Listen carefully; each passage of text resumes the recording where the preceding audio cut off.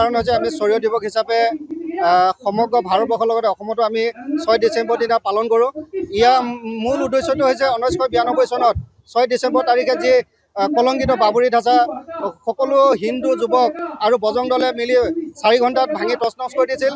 আৰু সেইদিনাৰ পৰাই যে হিন্দু যুৱকে বা বজৰং দলে সাহস ত্যাগ আৰু বলিদানৰ দিন হিচাপে বা গৌৰৱৰ দিন হিচাপে আমি 6 ডিচেম্বৰটো পালন কৰি আহিছোঁ। তো গতিকে আমি এই তিনিচুকীয়া জিলাত 6 ডিচেম্বৰ সলনি আমি 30 ডিচেম্বৰ তাৰিখে লৈছোঁ। তো গতিকে সকলো হিন্দু যুৱক আজি ওলাই আহিছে বজৰং দলৰ লগত। তো সকলোৱে আমি এই বাইক ৰেলী কাৰ্যক্ৰমেদি সকলো হিন্দু সনাতনী ৰাইজক আমি সজাগ সচেতন কৰিব বিচাৰিছোঁ, যাতে প্ৰতি বছৰৰ দৰে যাতে আমি প্ৰতিবাৰে আমি এই 6 ডিচেম্বৰত যাতে শৌৰ্য দিৱস হিচাপে পালন কৰিব পাৰোঁ। তো গতিকে আমি তিনিচুকীয়া আজি গোটেই বাইক ৰেলী কাৰ্যক্ৰমেদি আমি সকলো হিন্দু ৰাইজক সজাগ কৰিম আজি। ধন্যবাদ। জয় আই অসম, ভাৰত মাতা কি জয়। ইয়াৰ বজৰং দলৰ নেতৃত্বত ইয়াত হিন্দু সমাজ একত্ৰিত হৈছে। তাৰ মূল কাৰণ হৈছে সূৰ্য যাত্ৰা।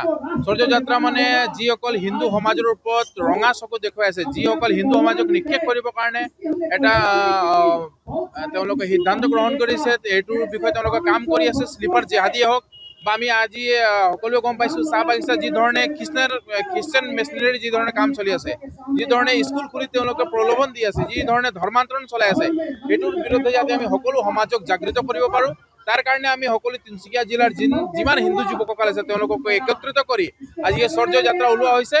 ইয়াৰ মূল কাৰণ হৈছে ইয়াত হিন্দু সমাজ একত্ৰিত হওক আৰু যিসকল হিন্দু সমাজক নিক্ষেপ কৰিবৰ কাৰণে এটা সপোন দেখি আছে, তেওঁলোকৰ সপোন আমি যাতে নিক্ষেপ কৰিব পাৰোঁ, ৰোধ কৰিব পাৰোঁ, সেইটো কাৰণে আমি সকলোৱে ওলাই আহিছোঁ। ইয়াৰ মূল কাৰণ সেইটোৱে হৈছে।